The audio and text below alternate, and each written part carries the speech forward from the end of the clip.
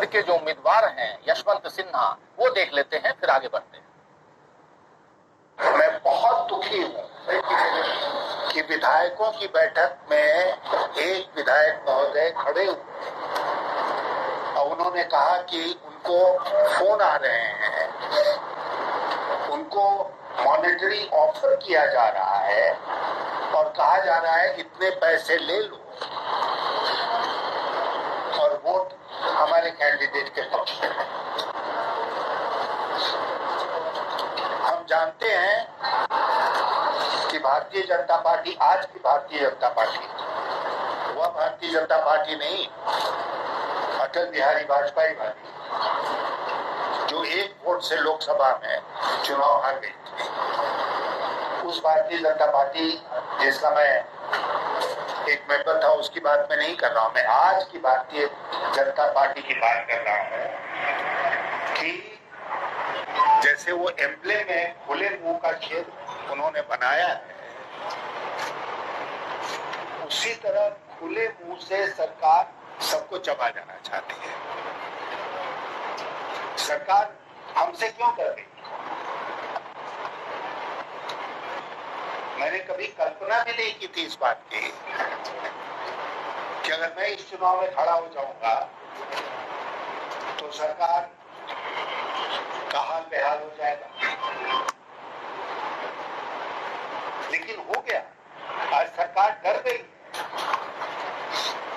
Bharatiya Janata party डर गई है और इसलिए उन्होंने ये अब नया तरकीब शुरू किया कि वो विधायकों को फोन कर करके उनका खरीद फरोख्त करेगी, जैसा उन्होंने अभी तक किया सरकारों को गिराने के लिए।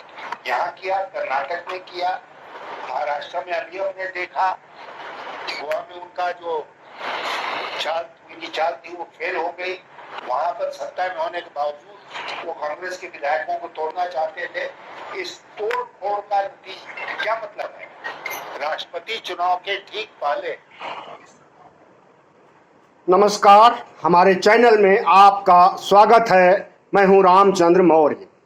तो साथियों, आपने देखा यशवंत सिन्हा को, जो कि राष्ट्रपति पद के लिए उम्मीदवार हैं, विपक्ष की तरफ से किस तरह से आरोप लगा रहे हैं भारतीय जनता पार्टी पर कि भारतीय जनता पार्टी अपने धन बल से, अपने साम दाम दंड भेद से और खरीद फरोख्त करके विभिन्न चुनावों में, निकाय चुनाव से लेकर के विधानसभा चुनाव, राज्यसभा चुनाव, लोकसभा चुनाव, राज्यसभा चुनाव में हर जगह विधायकों की खरीद फरोख्त करती है। हमेशा से लोकसभा चुनाव, राज्यसभा चुनाव के लिए सांसदों का खरीद फरोख्त करती है। अरसे से 8 राज्यों में अब तक भारतीय जनता पार्टी ने, जहां पर कि उसे हार हुई थी, अपनी सरकार बना ली है खरीद फरोख्त करके। कहीं 1 करोड़ में, कहीं 2 करोड़ में, 25 और 30 करोड़ तक की बोली लगाई गई है सांसदों, विधायकों को खरीदने के लिए। तो यशवंत सिन्हा की चिंता वाजिब है और भारत के सबसे बड़े सर्वोच्च पद, सबसे बड़े संवैधानिक पद, भारत के नंबर 1 के नागरिक, अगर जनगणना शुरू होती है तो राष्ट्रपति से शुरू होती है। पहला नागरिक माना जाता है राष्ट्रपति को और बहुत बड़ा सम्मानित पद होता है राष्ट्रपति का। सबसे बड़ा संवैधानिक पद है राष्ट्रपति का। लेकिन राष्ट्रपति पदों के लिए भी अब भारतीय जनता पार्टी अपने धन बल का इस्तेमाल कर रही है, अपने बाहुबल का इस्तेमाल कर रही है, साम दाम दंड भेद, ईडी, सीबीआई, आईटी सब का इस्तेमाल कर रही है चुनाव जीतने के लिए। हालांकि भारतीय जनता पार्टी और एनडीए से समर्थित द्रौपदी मुर्मू, जो कि एक आदिवासी महिला है, वो राष्ट्रपति पद के लिए उन्हें चुना गया है, राष्ट्रपति पद के लिए प्रत्याशी है और उनकी जीत भी सुनिश्चित है। 100% जीत उनकी सुनिश्चित है। वैसे तो अगर आंकड़ों के लिहाज से देखा जाए तो एनडीए के पास उतनी सीटें या उतने विधायक, उतने एमपी नहीं थे जिससे कि वो जीत पाते। लेकिन उड़ीसा के नवीन पटनायक, बिहार से नीतीश कुमार, पंजाब से अकाली दल, महाराष्ट्र से शिवसेना, उद्धव ठाकरे की शिवसेना में जितने भी सांसद विधायक हैं, इन सब ने हरी झंडी दिखा दी है द्रौपदी मुर्मू को जिताने के लिए। इसके बावजूद भारतीय जनता पार्टी बाज नहीं आ रही है अपने हथकंडों से, बाज नहीं आ रही है अपने तिकड़मों से, और बाज नहीं आ रही है सीबीआई ईडी का भय दिखाने से और विधायकों सांसदों को खरीदने से। सिर्फ यशवंत सिन्हा ने ये आरोप नहीं लगाए हैं, बल्कि कांग्रेस के बड़े नेता, मध्य प्रदेश के जो कि मुख्यमंत्री भी रह चुके हैं, उन्होंने भी आरोप लगाया है भारतीय जनता पार्टी पर। और आज ही आरोप लगाया है, उन्होंने कहा है कि उनके विधायकों को खरीदने के लिए 1-1 करोड़ रुपए देने की पेशकश की गई है। तो साथियों, निकाय चुनाव, राज्य के चुनाव, राज्यसभा विधानसभा के चुनाव, लोकसभा के चुनाव, तो भारतीय जनता पार्टी हारने के बावजूद भी जीत जाती थी।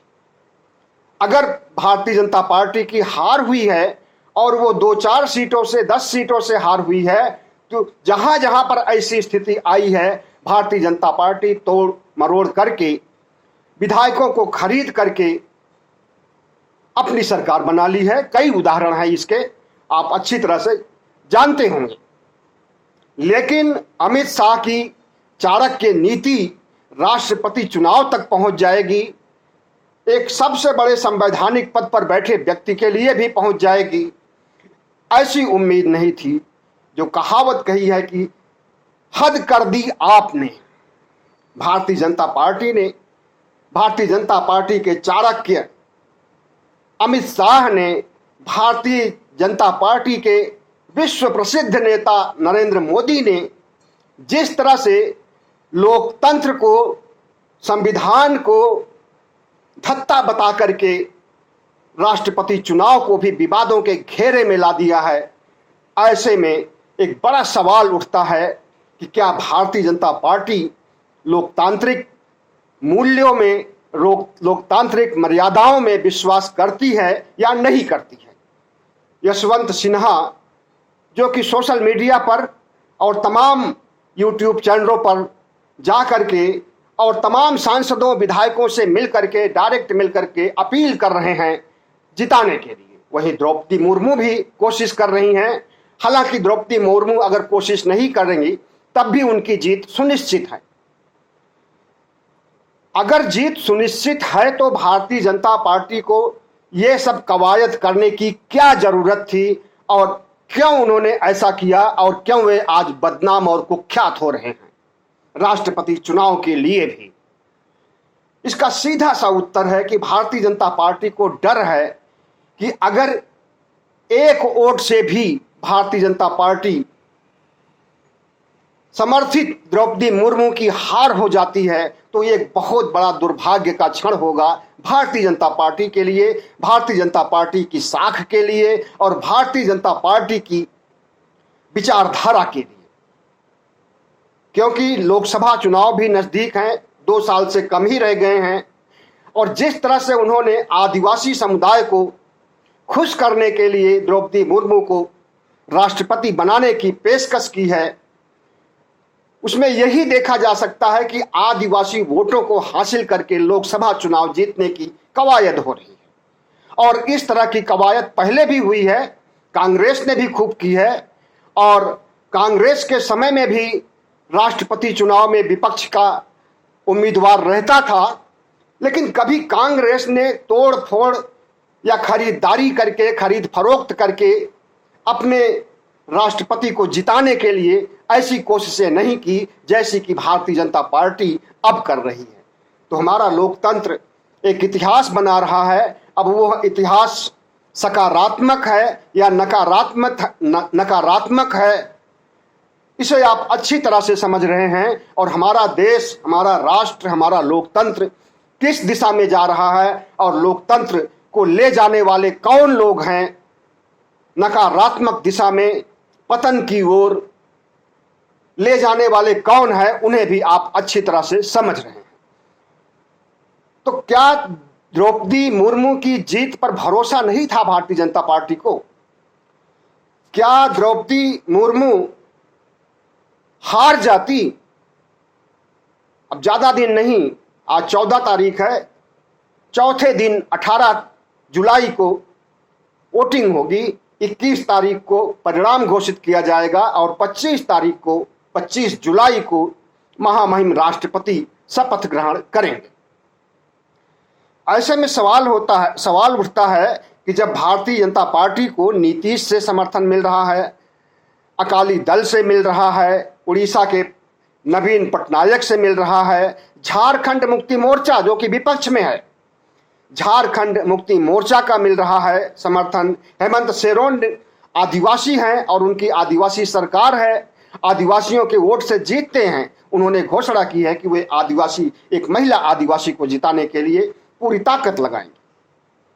और शिवसेना जो कि इनकी कट्टर विरोधी है, जो पहले दोस्त होती थी, गलबहियां डाल करके चलते थे, आज वो दुश्मन है और वह दुश्मन भी तैयार हो गया है। हालांकि उद्धव ठाकरे की मजबूरी है, अगर वे शिवसेना जो उनकी बची हुई है उसको लेकर के, और जितने भी एमपी हैं बचे हुए हैं, हालांकि अभी एमपी में टूट नहीं हुई है, लेकिन अगर उद्धव ठाकरे इसकी घोषणा नहीं करते कि द्रौपदी मुर्मू का समर्थन कर रहे हैं और वोट उन्हीं को देंगे, तो उनके सांसद भी टूट करके सारे के सारे भारतीय जनता पार्टी में चले जाते और विधानसभा के विधायकों से विहीन तो उद्धव ठाकरे की शिवसेना हो ही चुकी है, संसद से भी उसे हाथ धोना पड़ता। इसलिए उन्होंने पहले ही घोषणा कर दिया कि हम द्रौपदी मुर्मू जो एक आदिवासी महिला है उनको समर्थन देंगे। लेकिन बाकी जो उन्हें समर्थन दे रहे हैं वे दबाव में दे रहे हैं, ईडी आईटी के दबाव में और लालच में।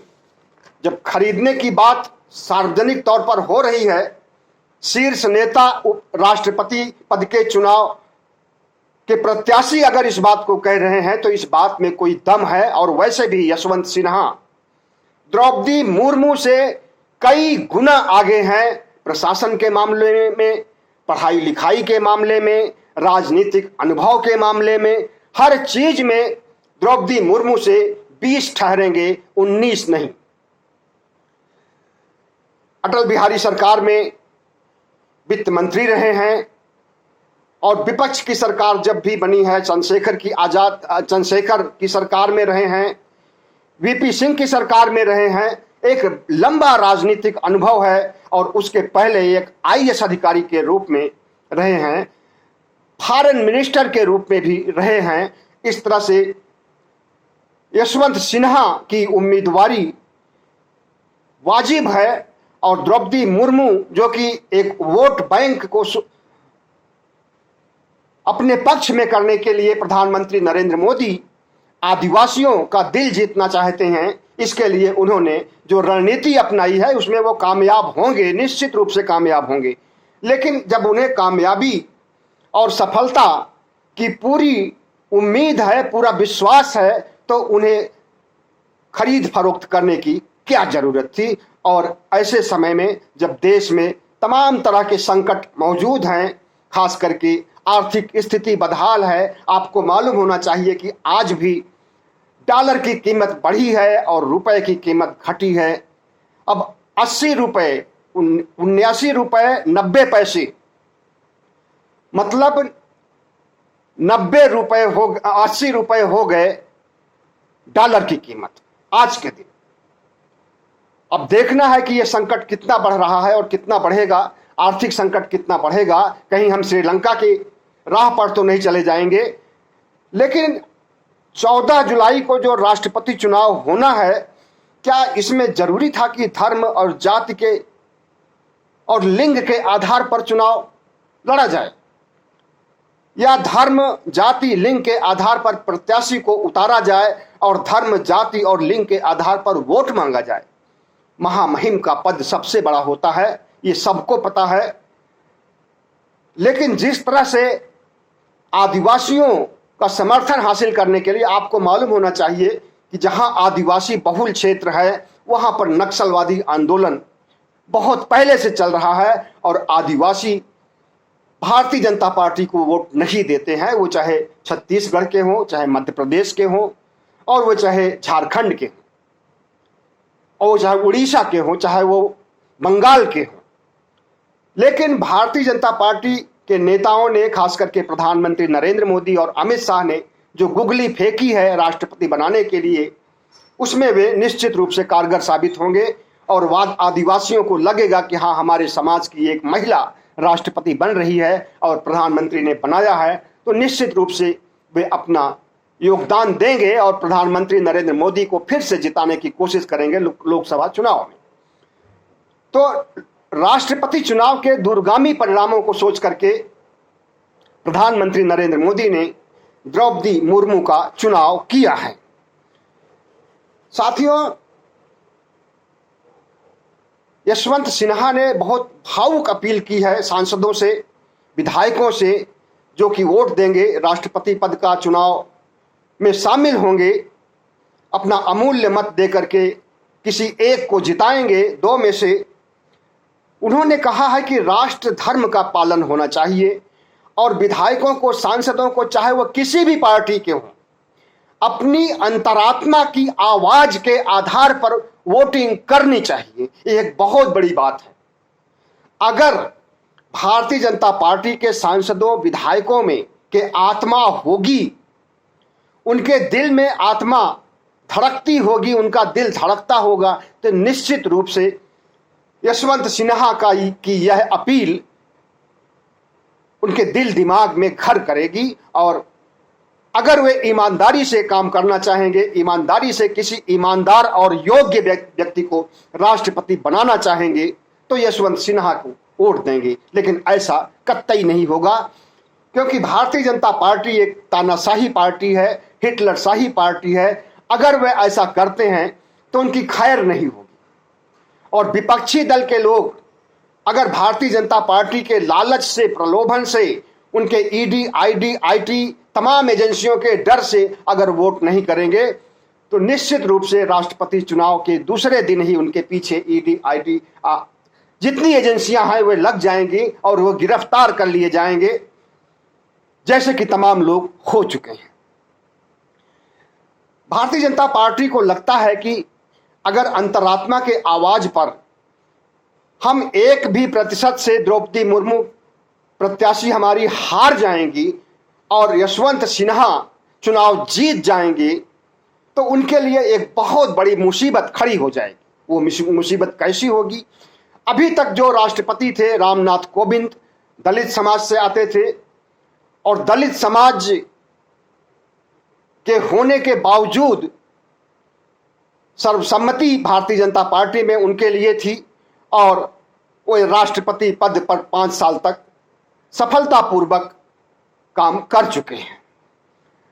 लेकिन अगर आदिवासियों को लगता है कि उनका विकास होगा राष्ट्रपति द्रौपदी मुर्मू को बनाने से, तो ऐसा कतई न सोचे। कितना विकास हुआ है आज तक दलितों का? जिस बिंद समाज से राष्ट्रपति रामनाथ कोविंद आते हैं, उनका कितना विकास हुआ है? राष्ट्रपति रामनाथ कोविंद ने तो राष्ट्रपति पद की मर्यादा को तार तार किया है जब उन्होंने योगी के सामने हाथ जोड़ा और सिर झुकाया, जब उन्होंने अमित शाह के सामने हाथ जोड़ा और सिर झुकाया, जब वे प्रधानमंत्री के सामने हाथ जोड़ते हैं और सिर झुकाते हैं, उनको नमन करते हैं, उनका वंदन करते हैं। ये सब कैमरे के सामने हुआ और कैमरे के पीछे हो सकता है कि साष्टांग पड़ जाते हो। तो राष्ट्रपति पद की गरिमा जब से प्रधानमंत्री नरेंद्र मोदी आए हैं तभी से घट रही है और घटती जा रही है। और जिस तरह से द्रौपदी मुर्मू को प्रत्याशी बनाया गया है, आपको मालूम होना चाहिए कि राष्ट्रपति पद के लिए इस देश में बहुत से लोग हैं जो कि उसके योग्य हैं, उससे काबिल हैं। उनमें सबसे ज्यादा काबिल भारतीय जनता पार्टी ने द्रौपदी मुर्मू को समझा। आदिवासी समाज में भी इनसे द्रौपदी मुर्मू से ज्यादा काबिल लोग हैं। लेकिन वो भारतीय जनता पार्टी में नहीं है, इसलिए उनको नहीं लिया गया। लेकिन भारतीय जनता पार्टी जिस प्रत्याशी को राष्ट्रपति बनाने के लिए आमादा है, उस पद की गरिमा को, उस पद की मर्यादा को वो संभाल पाएंगी, प्रश्नवाचक चिन्ह उठता है। विदेश से, अमेरिका से, फ्रांस से, रूस से के तमाम राष्ट्रपति प्रधानमंत्री आते हैं, डेलीगेशन आते हैं, राष्ट्र प्रमुख आते हैं और सबसे पहले वे राष्ट्रपति से ही मिलते हैं। राष्ट्रपति अगर द्रौपदी मुर्मू बन जाती हैं और उनके सामने, विदेशी डेलीगेशन के सामने, विदेशी राष्ट्राध्यक्षों के सामने अगर वे बोल नहीं सकती है एक शब्द इंग्लिश में, अगर वो उनका स्वागत नहीं कर सकती हैं, तो क्या ये भारत के लिए दुर्भाग्यपूर्ण नहीं होगा? बिल्कुल होगा। लेकिन भारतीय जनता पार्टी जिस तरह से रामनाथ कोविंद का इस्तेमाल किया, और रामनाथ कोविंद ने जितनी भी फाइलें आज तक आई हैं सब पर आंख मूंद करके साइन करते चले गए। एक भी फाइल पर उन्होंने सवाल नहीं उठाया है। लेकिन अगर यशवंत सिन्हा पहुंच जाते हैं तो वो हर फाइल पर सवाल उठाएंगे और सरकार को कटघरे में खड़ा कर देंगे। इसलिए डरे हुए हैं और इसी डर की वजह से वे खरीद फरोख्त पर उतर आए हुए हैं। तो ऐसा भारत में पहली बार हो रहा है कि, और हुआ है, एक राष्ट्रपति को मंदिर में प्रवेश न करने दिया जाए। रामनाथ कोविंद को मंदिर में प्रवेश नहीं करने दिया गया, कई मंदिरों में हुआ। क्या द्रौपदी मुर्मू को मंदिरों में प्रवेश होने दिया जाएगा? क्या द्रौपदी मुर्मू भी रामनाथ कोविंद की तरह हाथ जोड़ करके साष्टांग पड़ जाएंगी? योगी के सामने, मोदी के सामने, शाह के सामने क्या द्रौपदी मुर्मू राष्ट्रपति पद की गरिमा को बरकरार रख पाएंगी या उस गरिमा को और मटियामेट कर देंगी? साथियों, सवाल तो बहुत हैं लेकिन टाइम नहीं है। लेकिन बस हम इतना कहना चाहेंगे कि जो जो हो रहा है उसको देखते जाइए और भारत सरकार, मोदी सरकार की गलत नीतियों को अच्छी तरह से समझते जाइए, और फिर जब टाइम आए लोकसभा चुनाव का तब वोट पर चोट कीजिए। बहुत बहुत धन्यवाद। हमारे चैनल को सब्सक्राइब कीजिएगा, लाइक कीजिएगा और शेयर कीजिएगा।